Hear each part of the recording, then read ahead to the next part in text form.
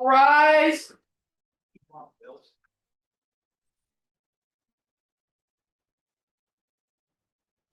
The Honorable Justice of this Supreme Court, hear ye, hear ye, hear ye. All persons having business before this court are admonished to draw nigh and give their attention to the court now sitting. Thank you, everyone, and please be seated.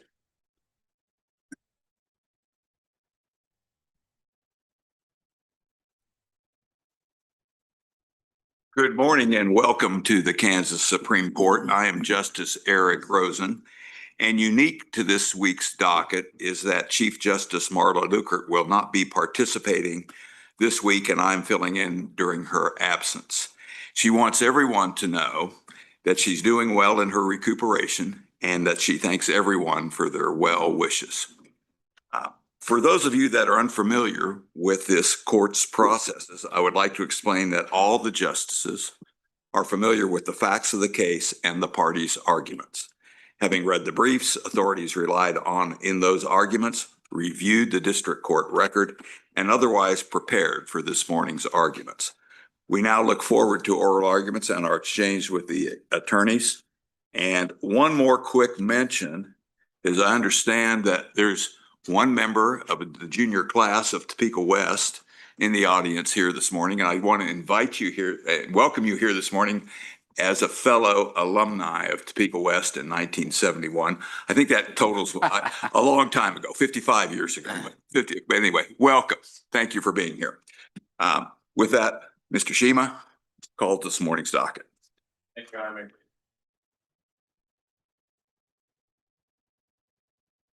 First case on the 9 a.m. docket for Thursday, October 30th, 2025, is appeal number 126798, State of Kansas versus Angeline L. Calvert, appeal from Sedgwick County. Good morning. May it please the court, Emily Brandt, Appellate Defender Office, here on behalf of Angeline Calvert, present and ready for argument.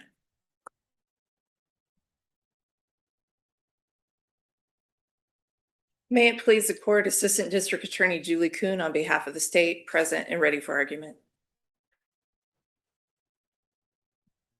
Second case is appeal number 126317, State of Kansas versus Kyle Vincent Hardwick, appeal from Reno County. May it please the court, Sean Randall of the Appellate Defender Office on behalf of Kyle Hardwick, present, ready for argument.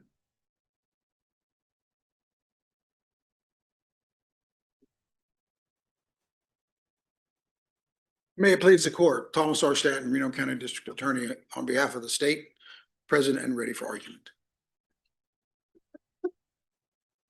Your Honor, that concludes our 9 a.m. docket. Thank you, Mr. Shima. I will now call the case of State of Kansas versus Angeline L. Calvert, case number 126798. Counsel, please come forward, and when you're settled in, you may begin your argument.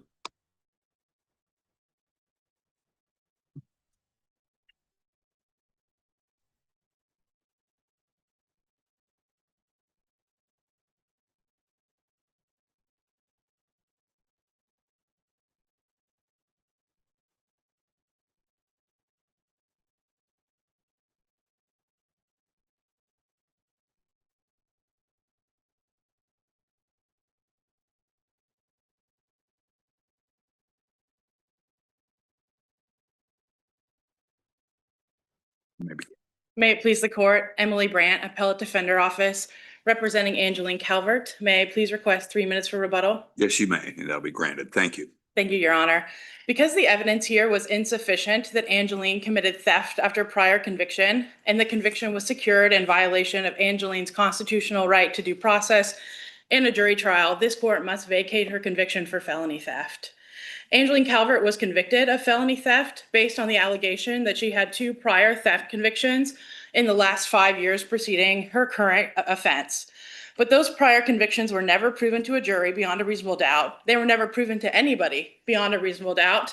The journal entries of those convictions were submitted to the district court at preliminary hearing, which means they were only ever found by any sort of party by a probable cause standard. Angeline's appeal. Let me ask you, what was the jury supposed to decide about these prior convictions? were they just supposed to decide whether the court records that reflected prior convictions were accurate? I'm just, this is one where I'm not sure I understand what the jury's supposed to be doing here. Sure, Your Honor. So under the theft statute, Angeline could only be convicted of felony theft if within 5 years immediately preceding the commission of a crime, excluding any period of imprisonment, she had been convicted of theft 2 or more times. So the jury here would have been required to determine that Angeline had these 2 predicate offenses. So the elements would have been, does she have 2 prior convictions for felony or for any theft, misdemeanor theft, felony theft? And did they happen within the 5 years preceding her current date of offense? But the evidence of that was the court records. So again, I get back to, is the jury just supposed to decide whether those court records are credible and accurate?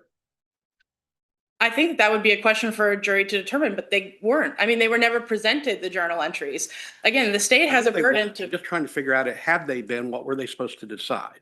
They were supposed to decide whether or not the dates of, I mean, frankly, I don't know that the journal entries would be enough. I think that that is sort of part of the problem here, is that we're doing some sort of factual determination about when the priors occurred in relation to the current offense. And so maybe the state in its case in chief presents the journal entries from those 2 priors and they have the date of offense on them.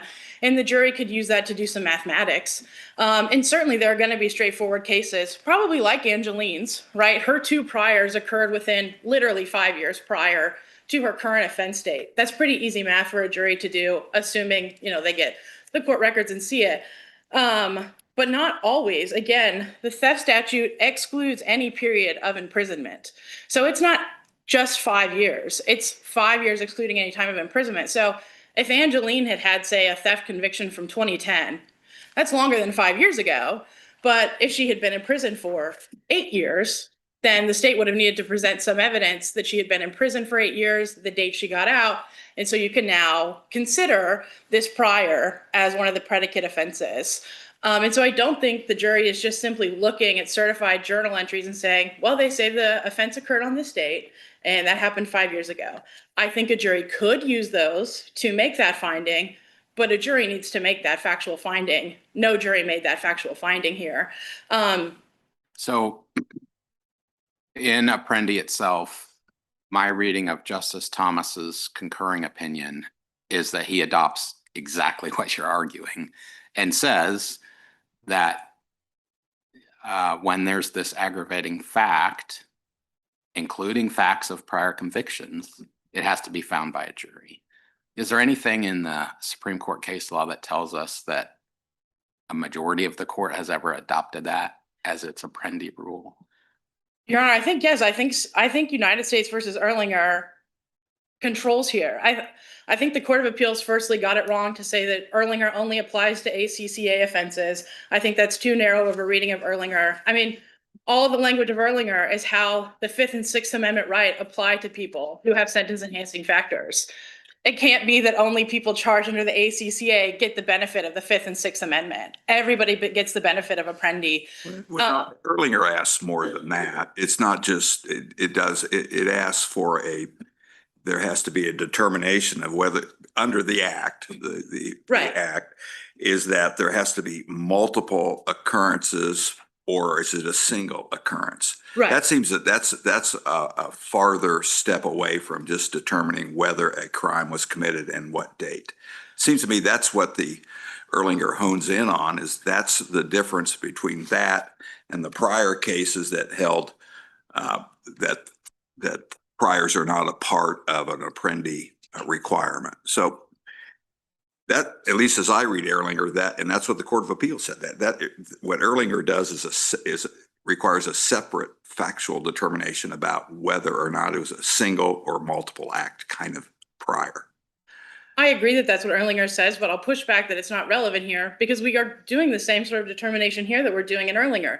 Again, in Erlinger. Like, is Angeline's case more straightforward in Erlinger in the sense that, again, it appears that her 2 priors literally occurred within the 5-year period? Yes, but there are going to be tougher factual questions if the defendant in question was imprisoned at any time prior to their current theft case. So Doesn't Erlinger explicitly acknowledge that the exception allowing sentencing judges to use a fact of a prior conviction is an exception to the Apprendi rule?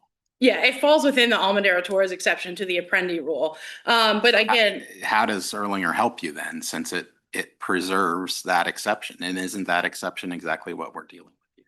I think no, because again, I mean, in Erlinger, first of all, they say that the Almendarez-Torres exception is at best an exceptional departure from their case law, and the courts cannot use Almendarez-Torres to determine the date the prior offense occurred. Again, Thomas has called for it to be, Thomas called for it to be overruled in his concurrence in Apprendi. He called for it to be overruled in Mathis, in DeCamp, and in Shepard. And so I think that we have a majority of the United States Supreme Court saying nobody's asking us to overrule Almendarez-Torres. We're not going to overrule Almendarez-Torres, but it is an exceptional departure only to determine the fact of a prior conviction. The fact and the date of a prior conviction is what Almendarez-Torres says. No, I would disagree. I think that Almendarez-Torres is the fact of a prior conviction and the elements that you pled guilty to. I do not believe that the date of a prior conviction falls within what a sentencing court or a district court can factually find. Again, they suggest that date might appear on a journal entry, right? These so-called Shepard documents, the judicial file, plea, colloquies between the court and the parties. But we don't actually, looking at the face of a document, you might not actually know the date that a conviction occurred. I think, first of all, there are journal entries that don't say what date a conviction occurred. We get journal entries. I'm sure that you all have read journal entries that say the date of conviction, but you read through the judicial file and the plea hearing was actually held on a different date. So it's not simply looking at the face of a journal entry of judgment and going, it says the date occurred here and this offense occurred here, and that's 5 years. You are asking a district court to make a factual determination that an offense actually occurred on that date, and it is within the 5 years preceding the current offense. The conviction has to be. Yeah, sorry, the conviction. So I think that we do have it's not just the fact that it occurred on that date, which one I think should be proven beyond a reasonable doubt and wasn't here. Particularly, again, you see in Erlinger, judges may not assume the jury's fact-finding function for themselves, let alone purport to perform it using a mere preponderance of the evidence standard. And here we don't even have preponderance of the evidence. We had journal entries of judgment that were submitted to the judge at prelim to bind over on felony theft. We only have a probable cause determination here.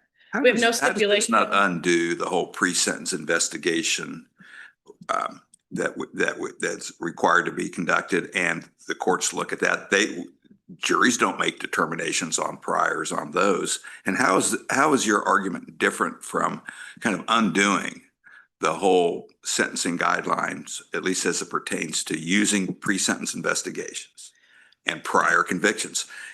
We go to those all the time. It talks about the dates, talks about what act was committed. Sometimes that requires even a further look by the district court to determine person, non-person on out of state and pre-1993 guideline convictions. How's that any different? I think what you're asking is this is kind of a pathway to undo all that. Justice Rosen, I don't think that I'm asking you to go that far at all. Again, if we're talking about pre-1993, then you just look, does it occur before 1993? Here, you're not just determining the date of the prior offense. It's not just the date that the prior offense. It's the date in relation to the current offense, which I think is a factual determination that a jury has to make, particularly because the theft statute says it's excluding any period of imprisonment. And so again, it actually doesn't matter. So we have a DUI and it says and some of those are time restrictive on how the priors are done. That has to be proven to a jury? That's correct. I believe under Erlinger, that is correct.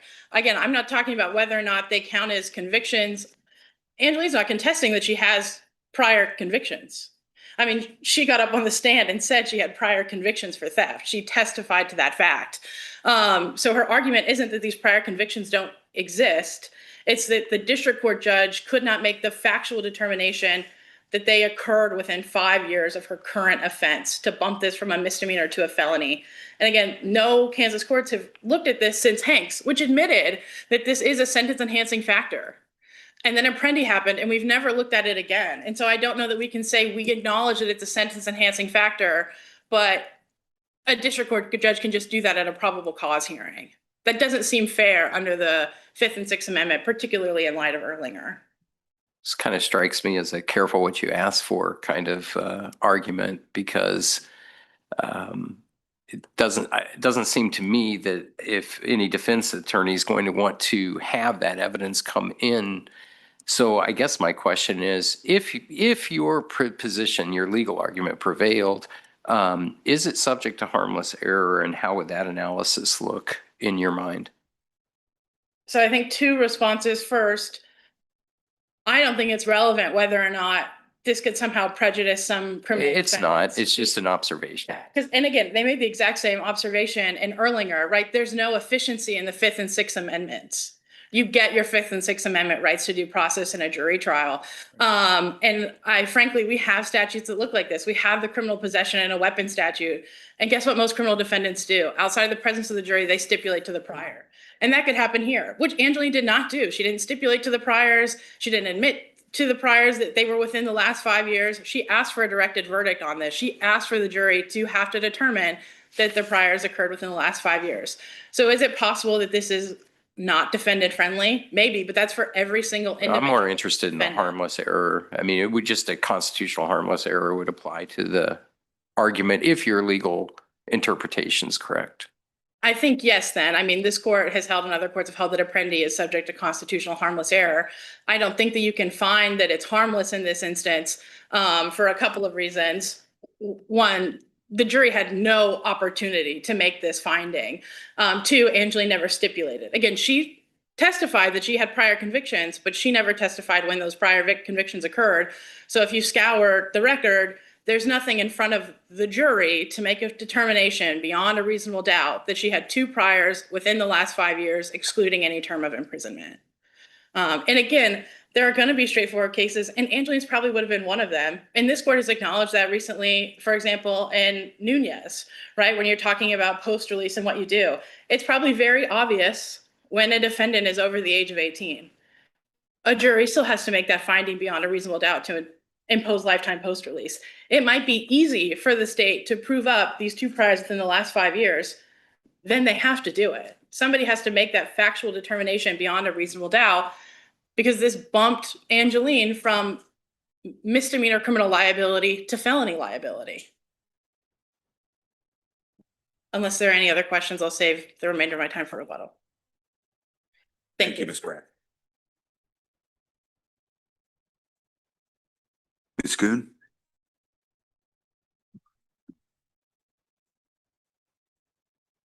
May it please the court, Assistant District Attorney Julie Kuhn on behalf of the state.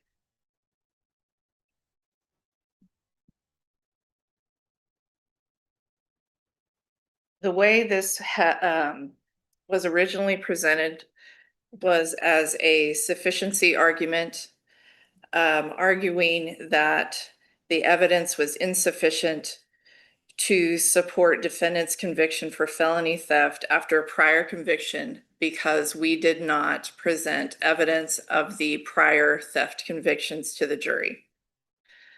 My first point is that the prior convictions are not an element that has to be presented to the jury.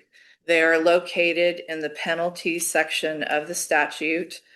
And because of that, they serve only to classify the crime at the sentencing, at the time of sentencing, from a misdemeanor to a felony. If that's true, why did the state treat the part of the theft, the sentencing of the theft statute on the value of the property as an element of the crime? Because the jury did get evidence on that. I believe, but I don't recall specifically since that wasn't the focus here. That was probably a part of the instructions, an element required. Well, I understand that. I'm Yeah. just saying, why? If the positioning of the prior conviction dates is in the sentencing part and the values in the sentencing part, the positioning doesn't seem to be relevant, which is which was the start of your argument. Correct. So I'm just trying to figure out why one and not the other, if positioning of the way the statute was written is important. And I believe it's because we have always followed, because we have Hanks, and Hanks has told us that because of the location of that language is in the penalty section, it does not make it an element of the crime. And because of that, the state did not feel that it needed to prove those priors to the jury. But you felt a need to prove the value of the property, which is in the same section. Correct. Is that because of Apprendi? I don't know that it's because of. Well, let's say that you had not presented value to the jury and just submitted it to the judge at sentencing. That would be a pretty clear Apprendi violation. Would it not?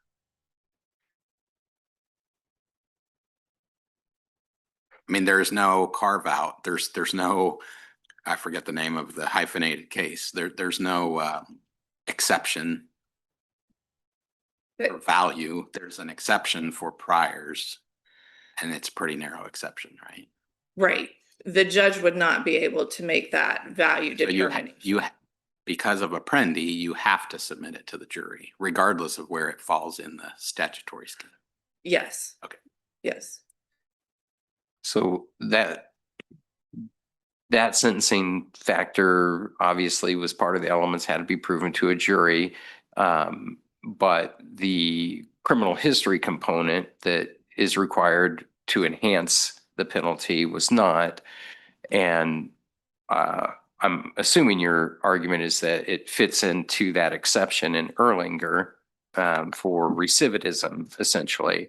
Correct. But why isn't the statute, which excludes periods of incarceration, does that make this unique and something beyond the exception that's been described by the U.S. Supreme Court?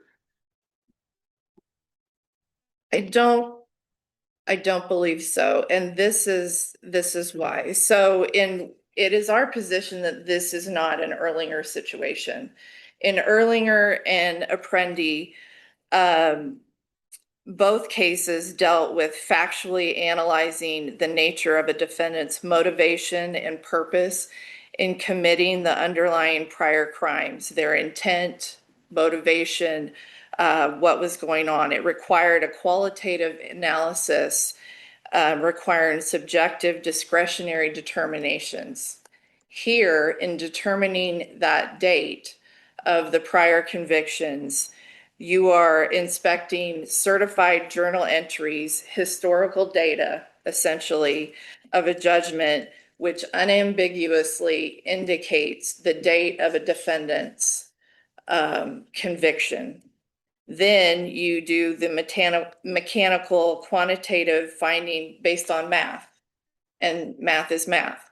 And So the periods of incarceration is just the similar objective. It's yes or no objectively based on the unofficial record. Correct. It's not discretionary. It's not, you're not looking at motivation, intent, all of these other things that were necessary to look, that the court had to look at in Apprendi and Erlinger to make those findings, those discretionary findings. These are historical facts.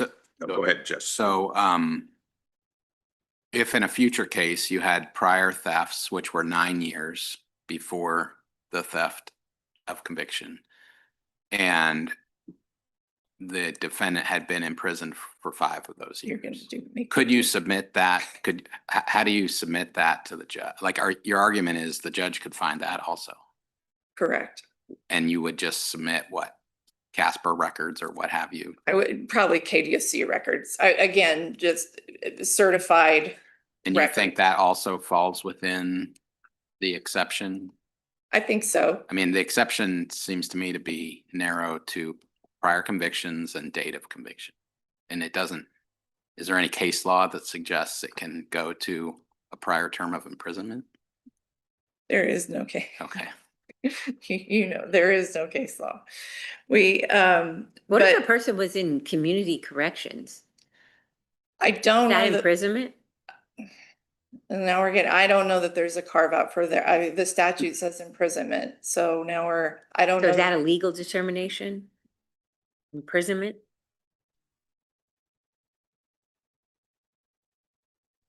I don't know I don't think that would count as imprisonment. Now I'm going into my jail credit world. Okay. Yeah, I don't think that would count as imprisonment. So, but I think to your question, it would be certified records that would be presented to determine that. If we disagree with that conclusion, can you still prevail in this case? Disagree with the idea that a judge can make the fact finding about prior imprisonment?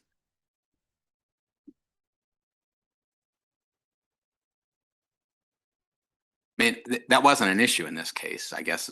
correct. It was not. It's never been. I mean, originally this has kind of morphed based on a very small sentence in the opening brief. This time argument. Well, just to clarify, I assume it's the state's position that these prior convictions were well within the 5-year period. correct. And so this extension of the period, which is allowable under the statute, just isn't in play here. Correct. Okay. Yes. If it didn't apply, we wouldn't be here. We wouldn't have charged it this way. We wouldn't be doing this. Correct. But did the judge have evidence to confirm that conclusion? And what was that evidence? The evidence would have been presented at prelim. Since this isn't the specific issue raised, the evidence was presented at prelim to get to the felony threshold. So at sentencing, it was the certified journal entries, I believe, and I think I added them to the record. So they're in the I record. might be confusing with this another case, but I think there were 3 prior I think shoplifters theft convictions within the 5-year period. That was within the 5-year period. Yes, It wasn't and- beyond that. correct, and I believe they're municipal convictions, if I recall correctly. Distinguish for me, Erlinger, and I'm having a little trouble what the task was for that requires a jury determination, but it's because it was under the Armed Career Criminal Act that you had to show there were multiple occurrence as opposed to a single occurrence. How's that a different task from just looking at the priors and making that determination? Why is this different from what we're struggling with here? So in Erlinger, it was a little bit more than that. And it was more than that because of what Erlinger's position was. The state said, and it's kind of unclear from the language in Erlinger if it was separate convictions or an occurrence, because of how they refer to these. They don't refer to them as convictions. But they said they had these cases and they said they were separate, so separate occurrences. Erlinger's position was no, they were the part of a common scheme, basically a spree. It occurred like when he was 18 years old. And so they were one singular occurrence. So under the ACCA, if it was one, he was not subject to that enhancement. But if the court found that they were separate and separate occurrences, then he was subject to the enhancement. So that can be a discretionary call, whether they're. Well, what his argument was is it looked to his motivation, his intent. Was it a spree? Were there singular motivations between each burglary, between each act that made them a singular act. So that's where you get into kind of the discretionary jury finding that we are used to in a criminal case. So that is the difference versus looking at a date. To simplify this, and when I was preparing for this, the best analogy that I could come up with, if you'll humor me, if I asked you a year ago today, was the weather comfortable? You would have to engage in qualitative discretionary analysis. You would have to think, was it warm? Was it hot, cold, windy? What does comfortable mean to you? What you would have to go through all sorts of things to make that decision. That is Erlinger.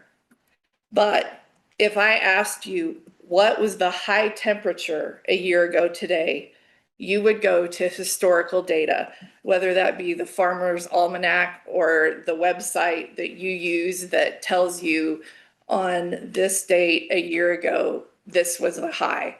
That is historical data. That is what we have here with the date. That is simply what the court would have to do. And when determining dates of a defendant's prior convictions and calculating tolling, because both a judge and a jury would be bound by the same objective contents of the official certified records, requiring only a jury to perform the ministerial task of reviewing those documents would not in any way assure a more just outcome. They would be bound by the same requirements. This is not a discretionary decision. This is a date. And so for that reason, Your Honors, we would ask you to find that here Erlinger, the Court of Appeals got it right. Erlinger is not the same. It does not apply here. This is different, and that the evidence was sufficient here. And we would ask you to affirm the Court of Appeals and the District Court. Thank you. Any further questions, colleagues? Thank you, Ms. Kuhn. Thank you. Ms. Brandt, you asked for 3 minutes.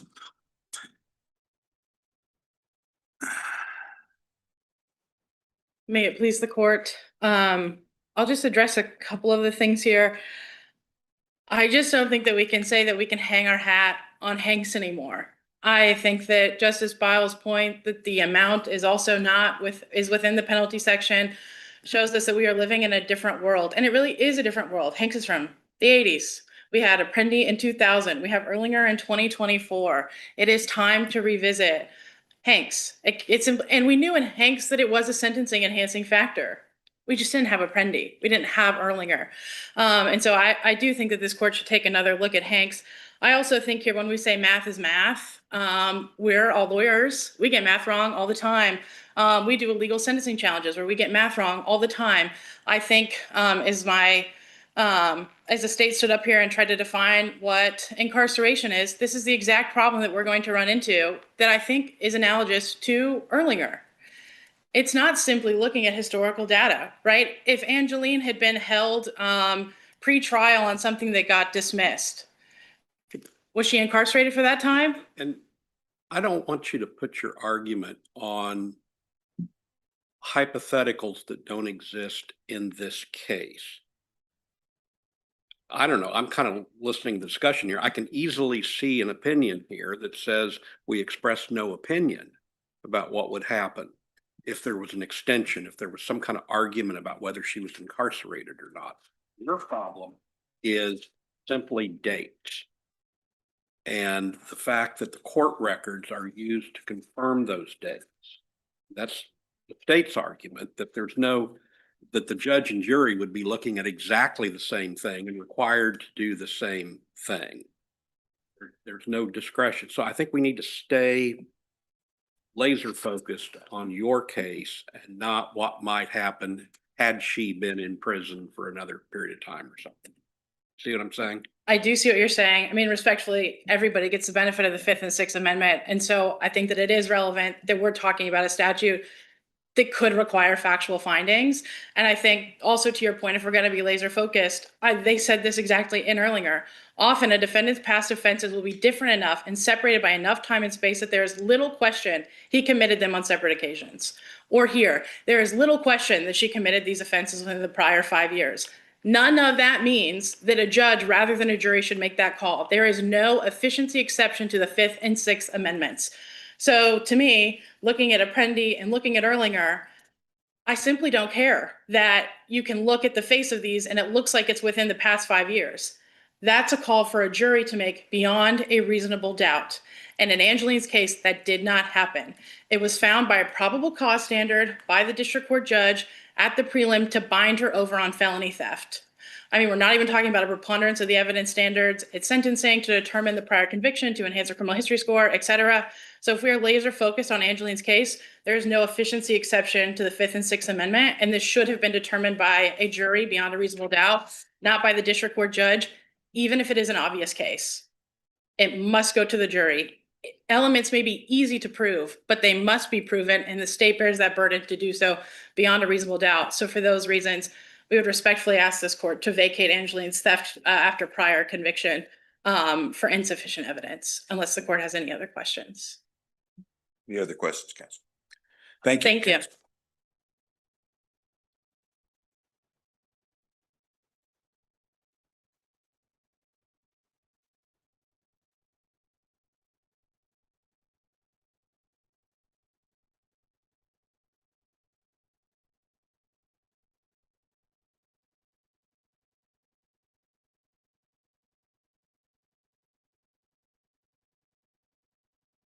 Call the next case on the 9 a.m. docket, State of Kansas versus Kyle Vincent Hardwick.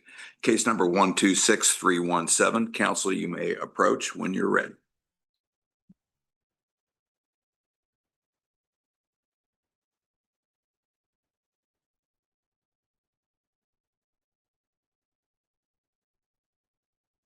May it please the court, Sean Randall of the Appellate Defender Office on behalf of Kyle Hardwick. Your Honor, may I request 3 minutes for rebuttal? You may. Thank you.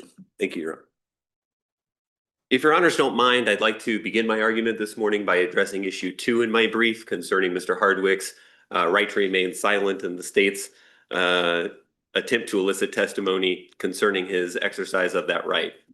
And I'd like to actually begin that argument by quoting to you the police caution that's read to suspects when they're arrested in England. And it's very similar to our Miranda warning, but it says, you do not have to say anything. But it may harm your defense if you do not mention when questioned something which you later rely on in court. Anything you do say may be given in evidence. The reason why I bring that up is because it's that second sentence that doesn't appear in our Miranda warnings that does appear in theirs. That is the exact importance that this court needs to be relying on or focusing on in this case. And that's whether or not, if you exercise your right to remain silent, if you don't tell the police what your defense is immediately upon being arrested, does the state get to come back later on at trial and say, don't believe it because he didn't tell you when he was arrested, because he didn't tell you that when he had the first opportunity to do so. And I think this court has held routinely, and for at least, going back to, I think 1977 was the first case that I found that, it says that a defendant is under no duty to volunteer an exculpatory story. He does not have to tell the police, this is what I'm going to rely on when I go to trial. This is what I'm going to tell you. This is my defense. This is why I was justified. Those are things that he did and eventually obviously did present to a jury, and that was his defense, but he doesn't have to tell the police what that defense is immediately when he's taken into custody. I know that there was a significant amount of discussion in both the briefs and at the district court, down below, as to whether we've got some statements that were made after he was arrested, but before Miranda warnings were given, and then some statements that were made or some comments that were made about his silence, after his Miranda warnings. And I don't really know if that's a significant difference that this court needs to be focusing on. The only difference that it implies is that the United States Supreme Court case of Doyle most certainly applies in the situation where you've been arrested and you've been informed of your Miranda rights. I guess there's a question as to whether or not Doyle applies when you've been arrested, but you haven't made your Miranda rights. But the factual underpinnings are the same. If you have a legal right to remain silent, if you have a legal right to not incriminate yourself, then that legal right exists irrespective of when and whether the state informs you of that right. I'm getting a little confused here.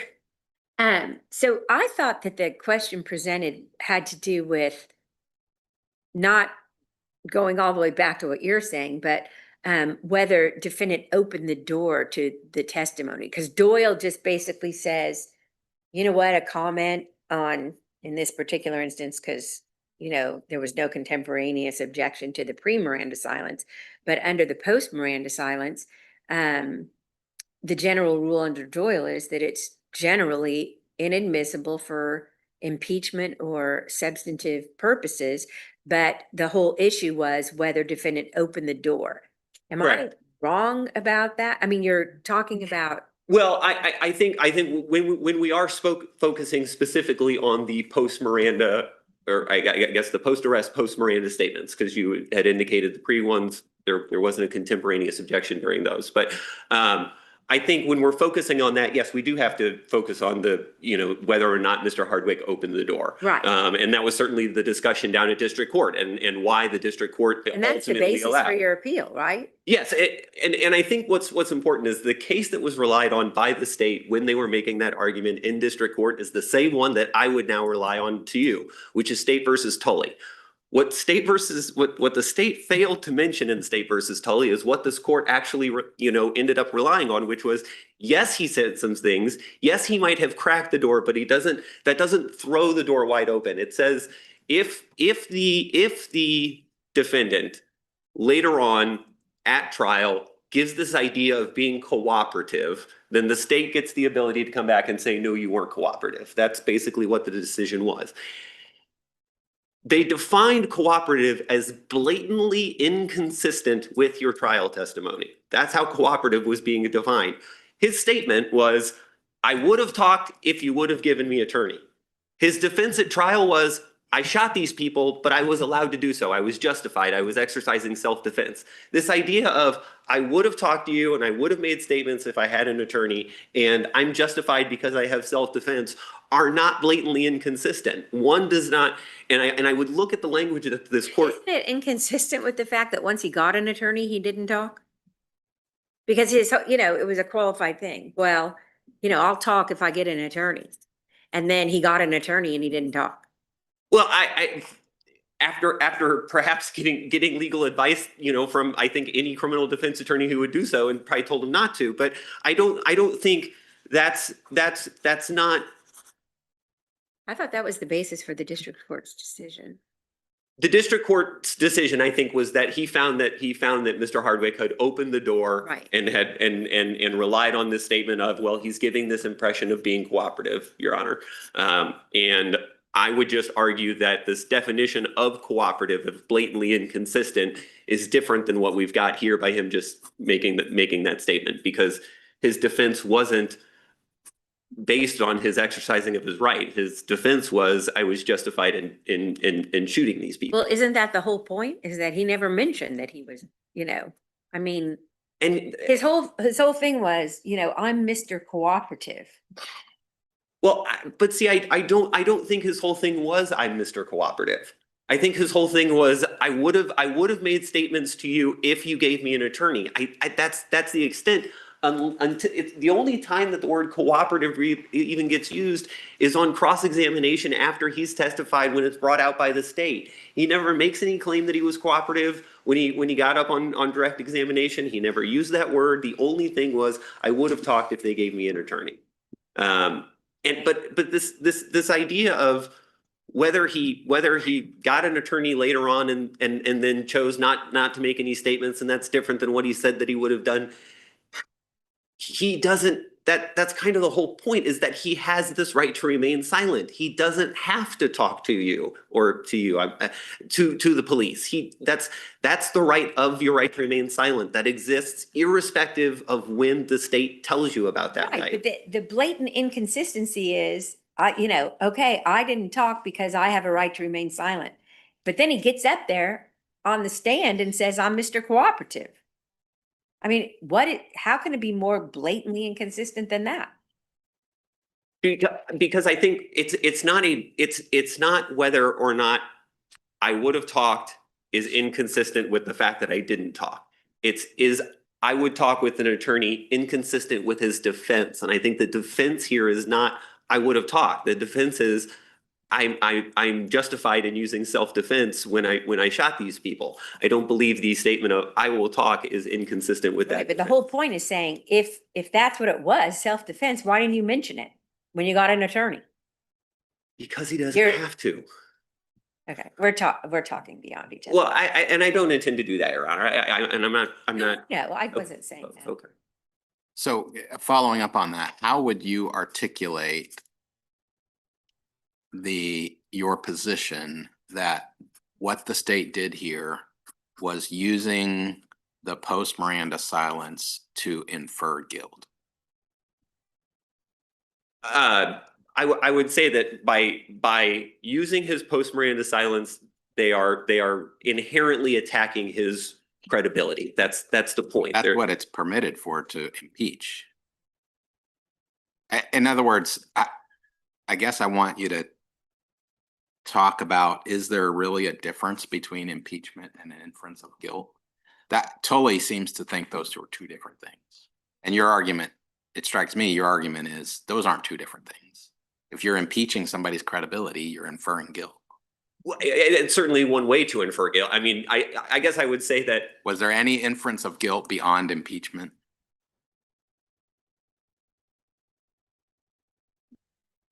I don't know if there was any other inference. I mean, the inference certainly was don't believe his testimony. Well, don't believe his testimony with respect to why he did or did not talk. Well, and also don't believe his testimony about, I mean, what he says occurred that resulted in, that resulted in. Yeah, I guess that's what I'm driving at is can we really draw that line so brightly between impeachment and inference of guilt? I think what this court can say is that impeachment is one way to infer guilt, but there are other ways to infer guilt. I wouldn't say that the two terms are synonymous, I guess is what I'm trying to say. So I guess what I'm hearing from you is that you are conceding that there was no inference of guilt beyond the impeachment purposes. As long as the impeachment is understood that it was various different things. It was not only I would talk if I gave an attorney. It was also this is what I was doing when I came here and why I came here, about whether or not I knew there was silver there. I mean, it was his answers and his version of the events, which were widely different from the state's. I mean, it was an impeachment generally regarding his entire version of the event. You're making if you lie about one thing, you probably lied about other things argument. I think that's what in fact, I don't think that's what the state was doing. If they had done that, perhaps we wouldn't find ourselves in this situation, but it was repeated with every single law enforcement officer. He didn't tell you about this. He didn't say this. He didn't do this. When we're talking about the officers that arrested him in Mays, Kansas, when we're talking about the officers that picked him up and drove him back to Reno County, when we're talking about the officer that sat with him for 40 minutes before the detective came down, and then the detective, I mean, I'm just trying to understand, because Tully says that you have to stray beyond impeachment to an inference of guilt. So how do those questions infer guilt? How do those questions about you didn't tell, you didn't talk, you didn't talk, you didn't talk, how does that infer guilt? Because I think there's a lot of people that find themselves, when getting questioned by police, if I don't talk, I'm going to look guilty. I think and why wouldn't you talk if you had nothing to hide? I mean, I think this idea is certainly if you would have talked, you wouldn't have looked as guilty. Wasn't it more than that though? Wasn't it that or maybe I'm reading the record wrong, but that if you talk, what the talking about was entirely related to helping them find evidence that would have supported his self-defense claim. Is that an accurate or reflection of the record? If I understand your question correctly, I mean, there was testimony about, yes, if you would have come to us immediately, you know, this claim about rape, maybe we could have found DNA evidence or something along those lines, or, you know, we could have found these weapons that, you know, you were looking for. If you hadn't burned them, there would have been I mean, there was testimony about, I guess, those things. It seemed to me that the impeachment seems to be pretty closely tied into the self-defense theory. I would certainly agree. As I was trying to respond to Justice Stiegel, I think it's not just this, you were lying to us about, you would have talked to us about the attorney. It's you're lying to us about everything from the moment that you got up on the stand and told us what happened to the moment that you got off the stand. All of that was a lie. And I think it goes to everything about that, you know, Your Honor. But wouldn't that happen in every case? I mean, then it basically swallows the rule that you can use it for impeachment.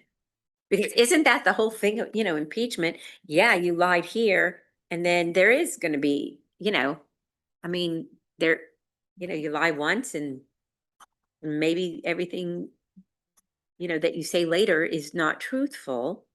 How can you separate that?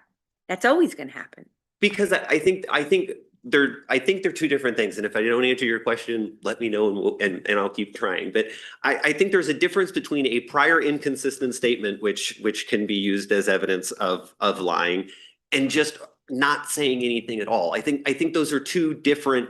I think those are two different things. Wouldn't we have to overrule Tully? Because Tully says you can use it for impeachment. And so if you can use it for impeachment, it seems like in every case, if you impeach somebody's testimony and to create an inference that the person's lying, then people are always going to question whether the next thing that comes out of your mouth is a lie. So to accept your argument, wouldn't we have to overrule Tully? I don't think you have to overrule Tully. And Give me an example when that wouldn't be the case. When again, in situations where someone said something previously that is now different than what they testify at trial, then certainly, yes, I would say at that point, you've given contradictory information and statements versus giving a statement at trial and giving no statement or exercising your right to remain silent previously. What he said at trial was, I'm Mr. Cooperative. Well, the state used the word cooperative. He did say I would have talked if I had an attorney. He said it more than once. Yes, or I think his attorney elicited that confirmation from him multiple times. But again, when we're talking about cooperative, when we're talking, and Tully uses the word of a defendant just by making a statement, okay, and cracking the door, that Tully specifically says that the state is not given free range to then throw the door wide open and go forward. His testimony and his statement that he made at trial was, I would have talked if I got an attorney. I don't think that's so blatantly inconsistent and so evincing this cooperative spirit to dispel his entire defense or be contradictory to his defense, to be blatantly inconsistent with it. Obviously, I'm over my time and I haven't had an opportunity to discuss involuntary manslaughter or voluntary manslaughter. Or if there's any questions about that, or otherwise I'll sit down and wait for rebuttal. Any questions, colleagues? Thank you, Mr. Randall. Thank you. Mr. Stanton.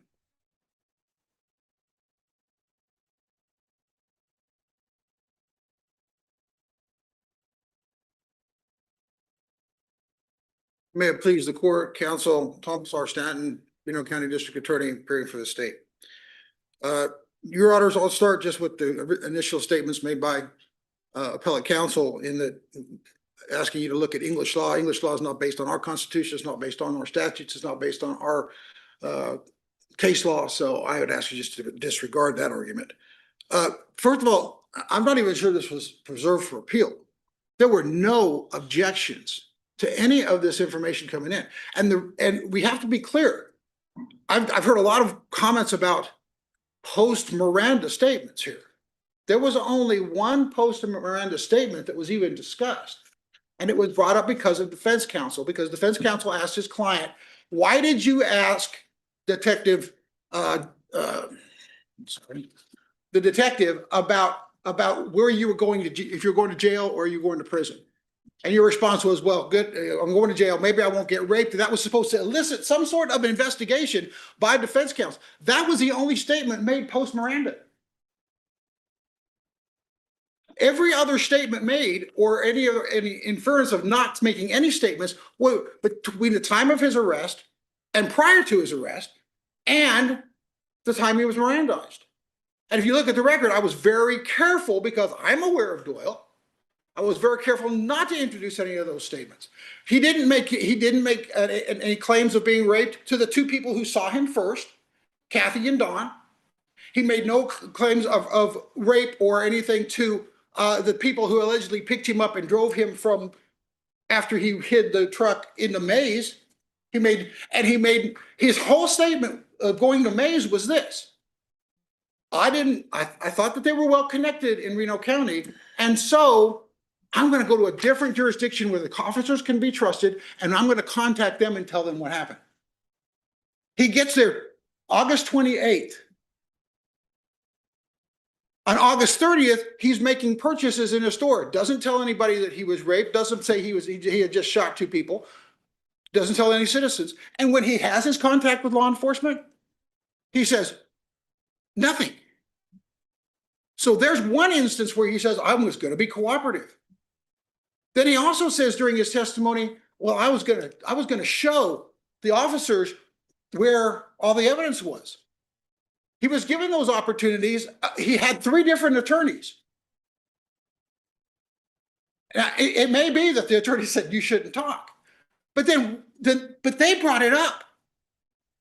It wasn't something the state brought up. That was a strategy on defense part to fool the jury.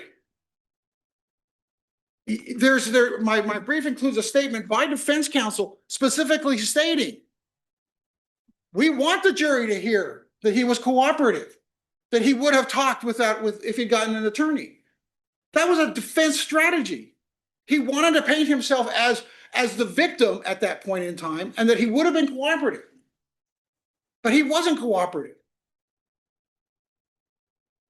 There's no way a detective looking at that or hearing the statement, I'm going to jail, at least I won't get raped, would say, oh, was there a rape allegation here? He never made a rape allegation.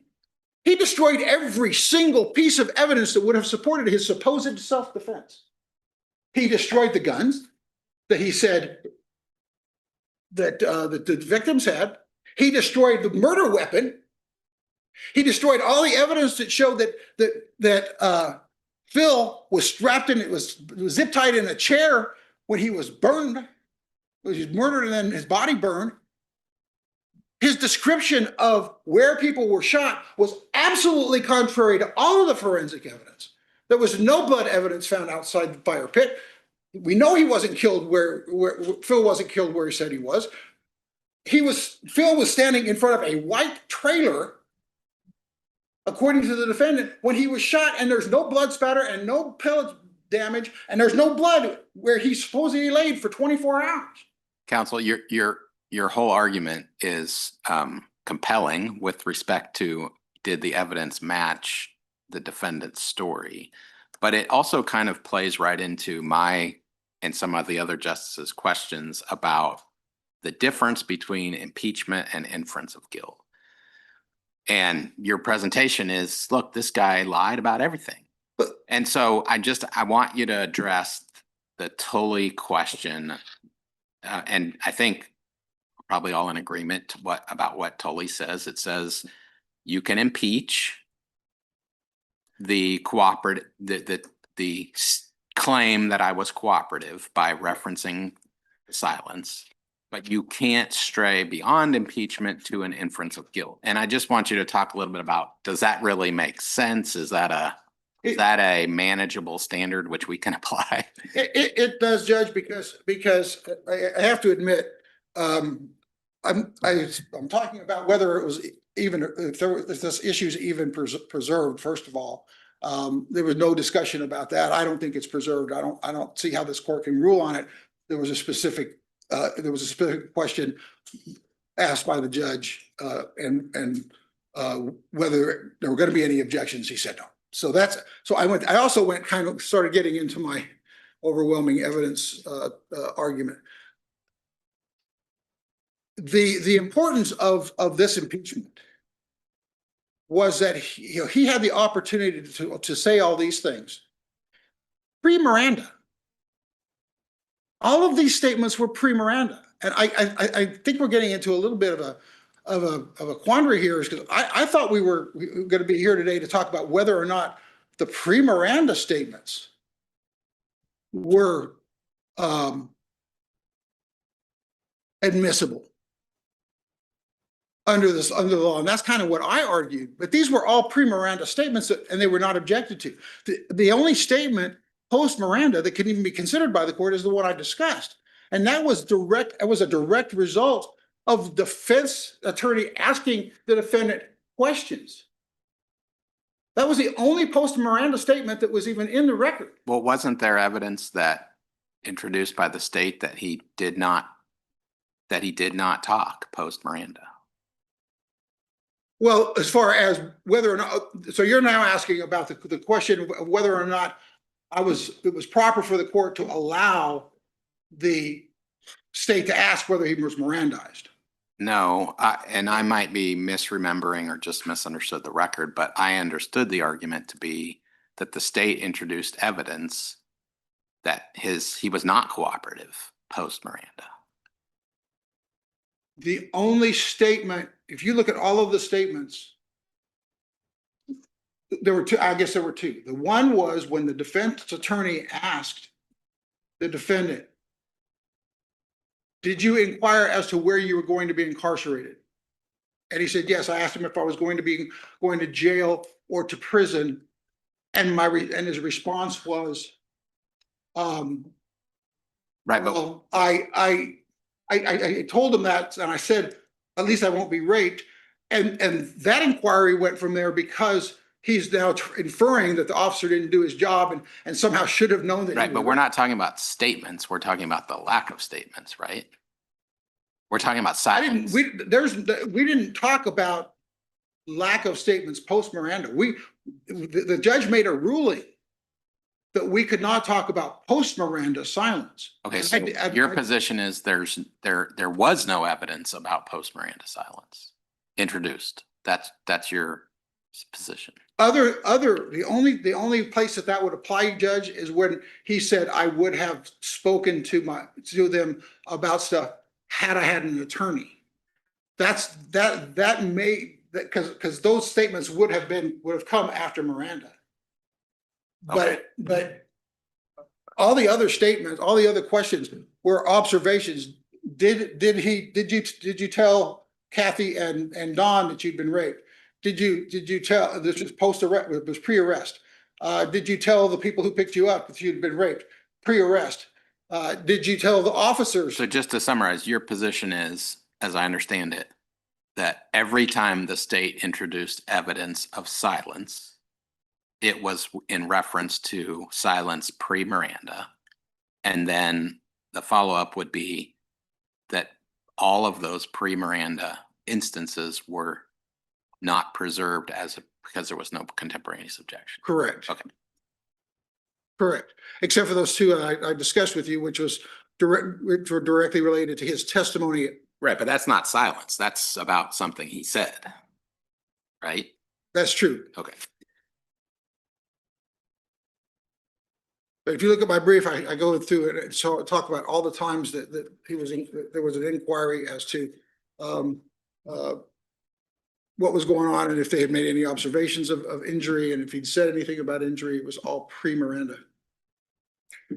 I thought that's You know, what, maybe I'm not reading the record right. I thought wasn't there a comment, or I think maybe you asked the judge and there was a bench hearing. Look, he's saying that it was like when he was testifying and he was saying he was cooperative. I did say, that. Okay, so let me, Right. And then you said that he's just opened the door to impeachment okay. by and so I want to introduce evidence that he didn't tell us any of this. He wasn't cooperative I after the Miranda was given. I was concerned, actually, Your Honor, I was concerned about the fact that that they kept bringing up this issue in front of the jury. Right. And so the first time I went to the bench outside the presence of the jury, we talked about the fact that if he kept doing this, it would open up some of those issues. Right. And that was a kind of a warning. And the judge came back on the record and said, I'm going to warn you, if you keep doing this, Okay. then these statements are That's going to how I be allowed. remember it.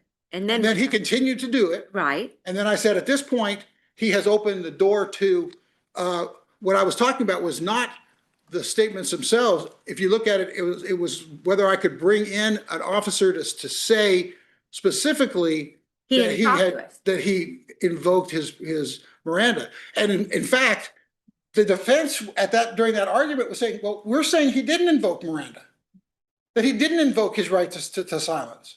So I'm Yeah. I'm hearing contradictory things. I understood you to say in response to my questions Right. that the state had never introduced evidence of post Miranda silence, but I understood you just now to say Yeah, you did do that.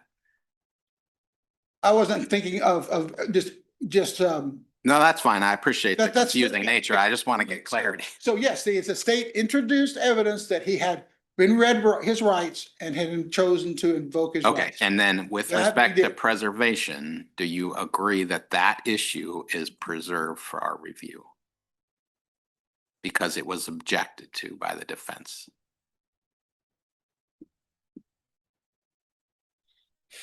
I'm Judge, I just recall the judge specifically asking him if he was objecting to any of this, and he said no. If there's an objection. But when you had the bench conference about opening the door, If- defendant didn't agree with that, did he? The record speaks for itself on that. I'm assuming that that's correct, Judge, because you wouldn't be asking me the question if that's not what happened. So I would say that particular issue, whatever statements that is, that issue of whether or not I could do that is preserved. Okay. And then I guess we have to get into if it's preserved, would it have made any difference at all? Well, that goes to my very first question, which was this Tully rule about the difference between impeachment and inference of guilt. Your position, I think it was clearly impeachment. Yeah. And if you look at this record, and I think I've already argued that his statements were completely contradictory from his direct examination to my cross-examination. I don't know how many times he changed his story. I don't know how many times he said things that were absolutely untrue. It was clearly, and even at one point he says, kind of sort of making this up as we go along. We're building this as we go along, which I think I responded, you mean you're just making this up as you go? And I can't, there's no way to preserve the look on his face when I asked that question. But clearly, this case, the convictions in this case were strong, and I don't believe that any constitutional or reversible error occurred. I would ask the court to affirm the convictions. I have 21 seconds if you have any questions, or if you want to ask me about the lesser included issue.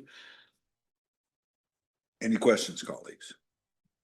Thank you for the opportunity to argue for you this Thank you. morning. You reserved 3 minutes. I did. And thank you very much, Your Honor. May it please the court. I will only just address a few things. It's page 525 of volume 10, where the court specifically asked Mr. Loftus, are you objecting to the admission of post Miranda silence? And his response is yes, Your Honor, because it was counsel's questions that elicited a response. So I think we do have a very clear objection and preservation to that. The only other thing that I'd like to highlight, Your Honors, is that we're talking a lot about statements that were made, and we're focusing not on the statements that were made, but the statements that weren't made. There's a difference between the things that he said post Miranda and the things that he said pre Miranda and the things that he didn't say. And it's the things that he didn't say that he's allowed not to say and that the state doesn't get to use against him. I've been Do you thinking agree about that- Sorry, just real quickly, clean up. Do you agree there was no objection to the evidence about his silence pre Miranda? And generally, I would respond, yes, Your Honor, that I would concede that. Obviously, there's exceptions to the preservation requirement, and I'm asking those. Those exceptions don't apply to 6404 issues, though. Those are evidentiary issues that we're dealing with. So how do you bootleg some other exceptions into this deal? Because the evidentiary issue deals with fundamental constitutional rights under the Fifth Amendment, and so when you can't raise new constitutional issues generally for the first time on appeal, I would say this is generally dealing with a fundamental constitutional right to remain silent and not incriminate yourself. So that would be my response to that. I wanted to address what I think kind of you've been highlighting, Justice Steele, is there a difference between impeachment and inference of guilt? And I think what I was trying to say initially was that there is a difference, but I think it's kind of like the square and rectangle situation. I think impeachment is always going to be inferring guilt, but there are other ways to infer guilt other than through impeachment. But I guess we don't really have to answer that question here today, because that's maybe this court does have to determine whether there's a difference. I know in this case they were inferring his guilt through impeaching and saying he was not being credible. So it sounds like you're agreeing or that you're answering one of my earlier questions. If impeachment and inference of guilt form a Venn diagram, or where impeachment is wholly enclosed within the bigger circle of inference of guilt, it sounded like you just said that what was happening here was an inference of guilt through impeachment only. There was no inference of guilt that fell outside that smaller circle of impeachment. True. Okay. As long as we understand that the small circle of impeachment, again, is not just I about. understand your argument is it's wholly encompassed in an inference of guilt. Yes. Yeah. Yes. Thank you, Your Honor. Any other questions, Your Honors? Thank you. Thank you very much. Thank you all for your argument this morning. This matter will be taken now under advisement by myself and my colleagues. And by that, I mean that we will now conference the case, after which a justice will be assigned to draft a decision that will be reviewed by all the justices participating in this case, and will continue along with discussion by the court until a final decision is reached. That decision then will be published in the Kansas reports. And with that, court is adjourned for 15 minutes, and we will resume this morning's docket at 10:30. Thank you.